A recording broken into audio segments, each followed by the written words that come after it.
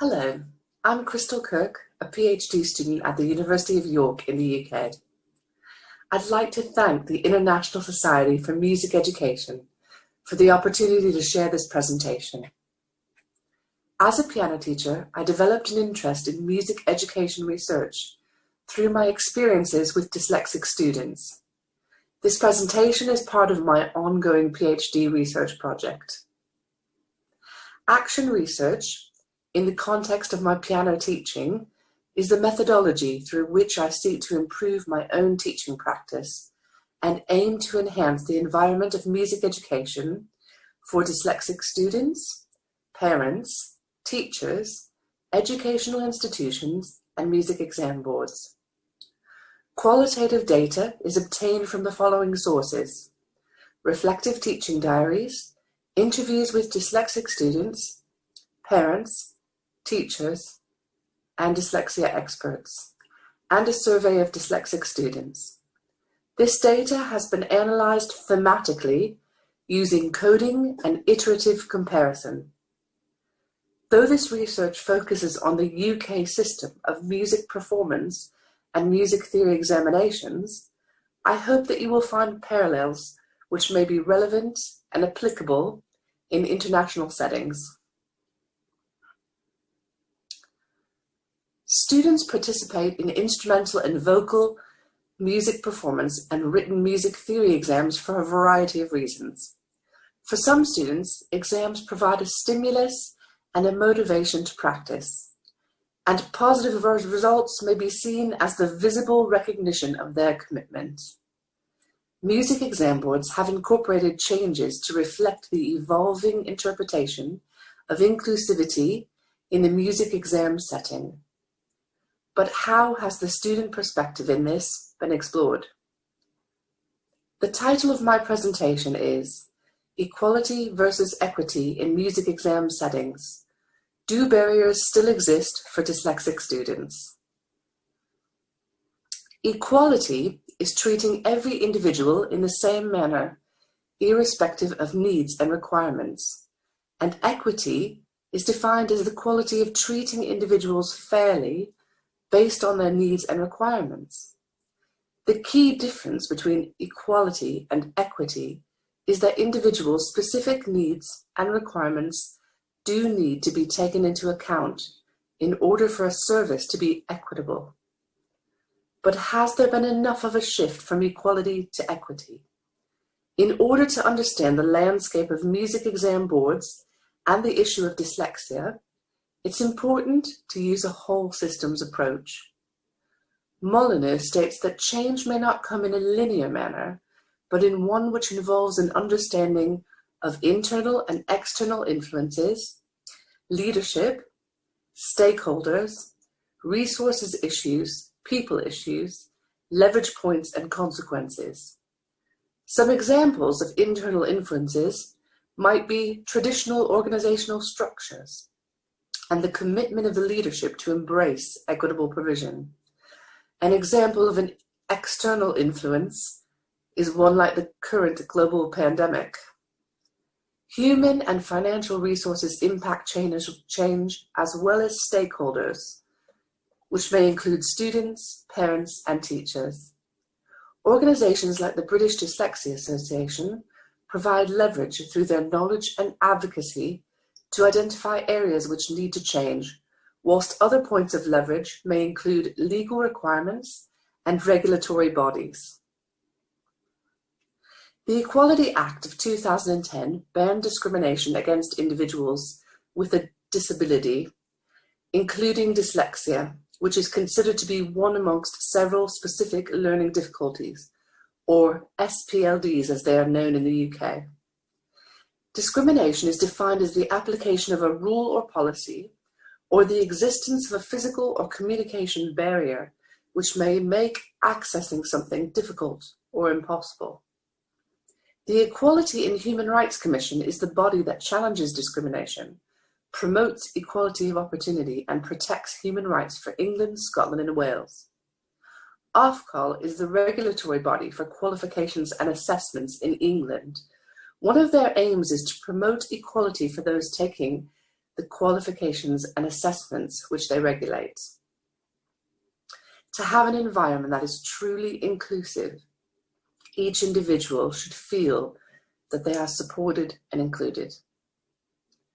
In the last 20 years, some notable resources have contributed to a greater understanding of music and dyslexia. These include Sheila Oglethorpe's book, Instrumental Teaching for Dyslexics, a handbook for teachers from 2002, Music and Dyslexia, A Positive Experience, edited by Diana Ditchfield, Thomas Miles and John Westcombe in 2008, the publication of Making Music Accessible in 2019, which was published by ABRSM and compiled by Karen Marshall, and the Resources and Training from the British Dyslexia Association Music Committee, which is chaired by Sally Daunt. Each of these have made significant contributions to advocacy and understanding in this field. However, dyslexic students and teachers have identified barriers to equitable provision in the music exam setting. Inclusion in education involves whole communities and should always allow for student perspectives. It is also important to consider our attitude toward the concept of dyslexia in society and how it may affect the way a dyslexic person sees themselves. Incorporating their self-knowledge and perspectives may be a way of helping them to see themselves not as victims, but as equals to others. So let's start with the student. What are the characteristics of a dyslexic student, and what are the needs and requirements that they may have in order to have an equitable music exam experience? To begin with, dyslexia is the most common learning difficulty. It affects between 5 to 10% of the UK. Dyslexia occurs across a spectrum, and as such, a personalised educational approach, which is based in individual strengths and weaknesses, is needed. Mild cases may often go undiagnosed. It's often referred to as a hidden disorder and is usually only diagnosed after students encounter specific learning difficulties in school. In this presentation, I'm using the term dyslexia, which usually refers to difficulty with reading, as an umbrella term to refer to all the other difficulties under the specific learning difficulties umbrella. So this will also include dyscalculia, or difficulty with processing numbers, dyspraxia, or difficulty with motor coordination, and dysgraphia, difficulty with handwriting. It's important to remember that dyslexia is a brain structure and processing difference, which occurs across a spectrum of cognitive abilities, and that dyslexic students, frustratingly, may find that in traditional exam settings, they are not able to demonstrate their knowledge effectively. Challenges may include a poor working memory, where information is temporarily stored in order to be manipulated.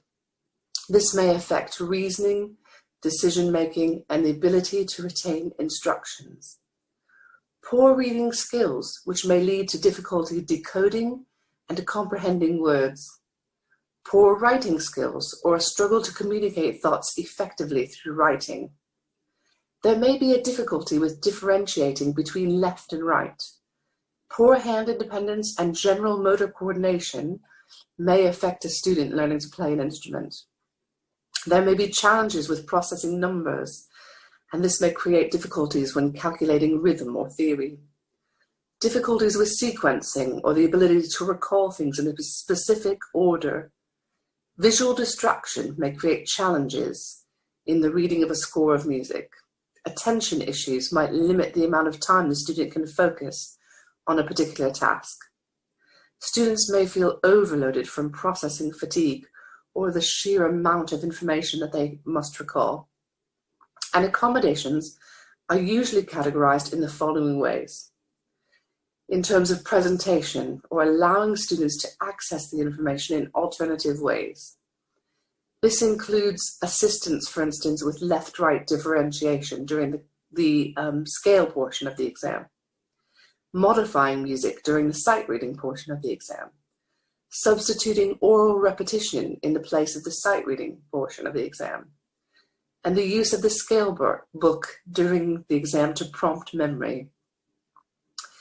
They can request for modified or simplified language to be used by the examiner, and they can request modified screen exam paper, large print or colored paper overlays. There is also response accommodations, allowing students to respond in alternative ways, bringing music which has been notated or modified to the student's reading style, use of a scribe or computer-assisted writing, use of a reader or a computer reader, and then in terms of timing, so allowing students to have extra time during certain portions of exams, or extra time during written exams, or supervised rest breaks. There's also the possibility to allow for alternative test sites, so alternatives in terms of setting, and changes to lighting or other environmental factors. And now we come to the portion of the exam where we begin to discuss the barriers that have been reported by dyslexic students and teachers in the course of my research. Initial barriers for students may be the struggle to obtain a diagnosis for various reasons. Their dyslexia might be mild, or it is not detected by teachers or parents. The cost of an assessment is prohibitive, and some students may not be able to access that. Sometimes they don't have an assessment or the correct documentation to enable them to use the reasonable adjustments. In addition, the need to obtain a diagnosis may cause the student to feel shame or labeled amongst friends or at school. Parents' lack of understanding may mean that they misinterpret the difficulties as a sign of laziness, and this may contribute to students' negative emotions. As one dyslexic student participant in my research expressed, I wish there was a music equivalent of a dyslexia learning support tutor. Instrumental music teachers, who are not required to obtain a teaching qualification in order to teach in the UK, may lack awareness and knowledge of dyslexia and how it may affect music learning, and this can contribute to barriers for students. However, when teachers are flexible, adaptable, and encouraging, students think of them as a lifeline. On the other hand, some teachers seem to have an unconscious bias about dyslexia and the student's potential, and this might prevent them from entering the student for exams. Students taking part in my research noted a lack of support and a lack of non-text-based resources for learning music theory. Students seek information from exam board websites, but more than half of the dyslexic servants in my research survey felt that they were not dyslexic friendly. They reported problems with font style and size, customizable options, color combinations, content, spacing of text and images, and navigation. Students interviewed reported having poor past exam experiences, and they felt that simply being in a test environment was enough to bring back negative emotions for them.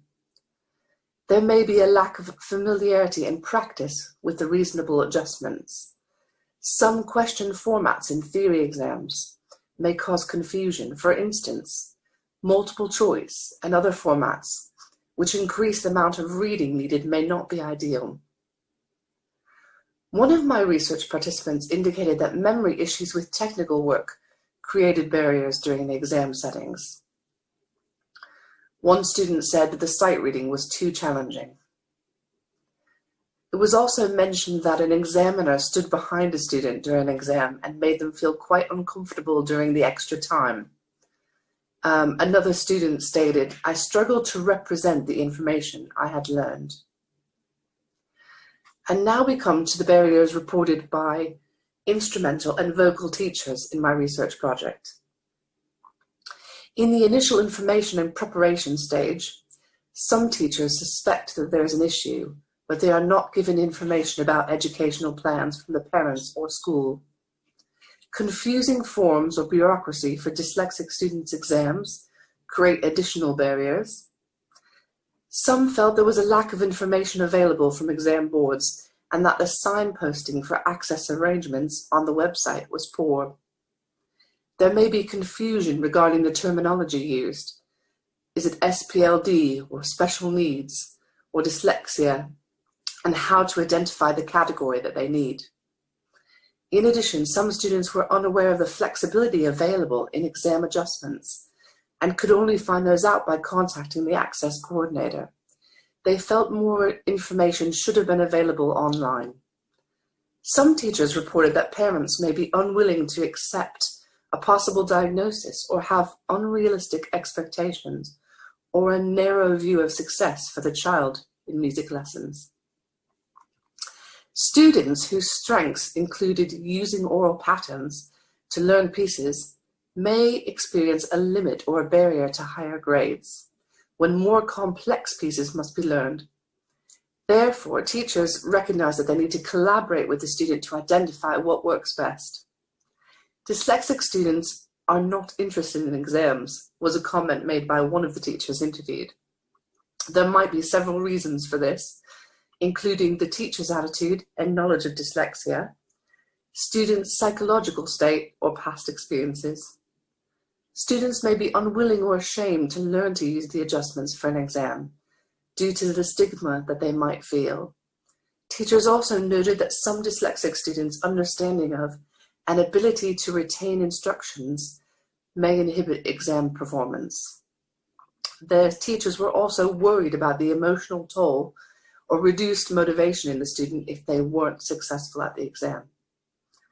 In terms of the exams themselves, teachers felt that they needed to learn adaptive teaching, and that included for scales and repertoire and supporting tests.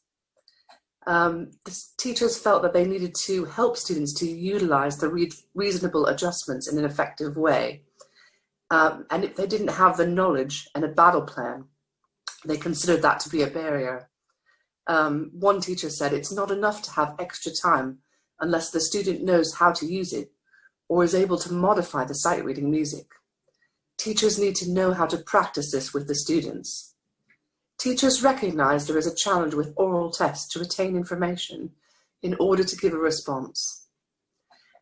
Another barrier was an awareness of how to overcome reading difficulties and writing difficulties in the music theory exams. Organizational changes do not happen in a linear fashion, as we discussed before, and they require input from a variety of stakeholders.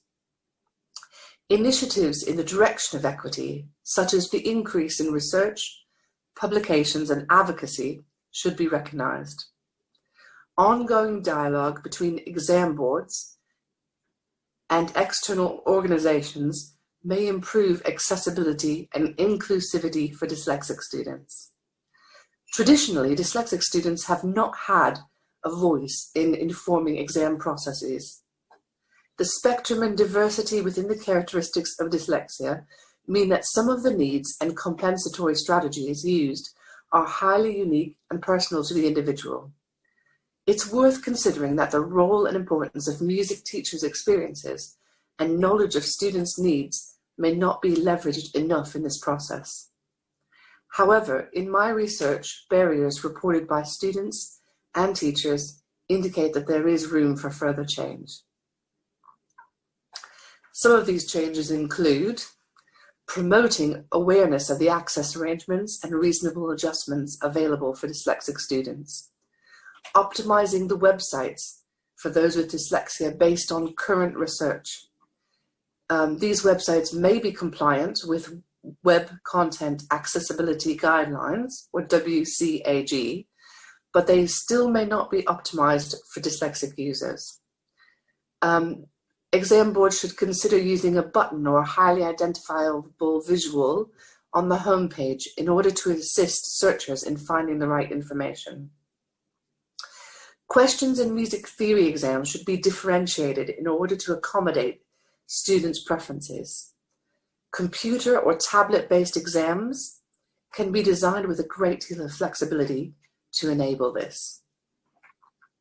In computer-based music theory exams, it would be optimal to allow the default settings to be those which are the best known settings for dyslexic students. This would remove the barrier of the dyslexic student needing to have extra steps of customizing the exam for themselves when their optimizations should not provide a detriment to any of the other students. Training for examiners on how to use the reasonable adjustments with sensitivity for dyslexic students would also be advised. It's interesting to note that due to the COVID-19 situation, in-person exams were cancelled temporarily. This led to the creation of some online performance exams. These have enabled students to record themselves playing their instrument or singing in their own environment and then to submit it to the exam board. They do not include a sight reading, scales, or oral test component. For some dyslexic students, the differentiation of the traditional exam may increase their sense of control and ownership of the process and provide a more equitable opportunity for them. There's a need to raise awareness and knowledge of music theory support strategies, a need for more resources that are not solely text-based, but use things like videos or interactive media to be more effective.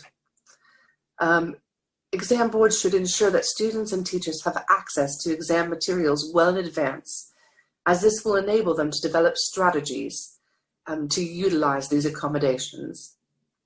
And lastly, consider a journal or portfolio-based assessment for music theory for students.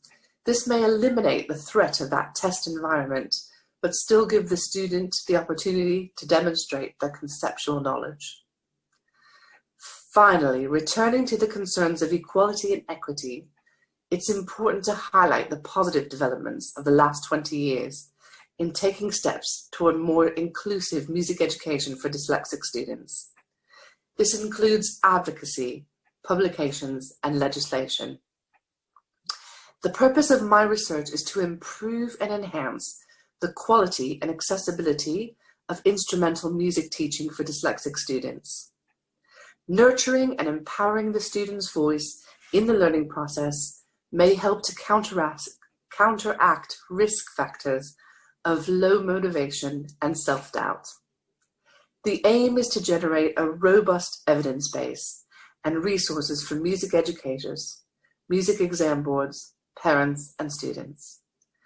My focus in this presentation was to build a bridge between dyslexic students and the exam boards in order to facilitate a better understanding of students' specific needs and requirements, and ultimately to promote more equitable music exam provision. Thank you.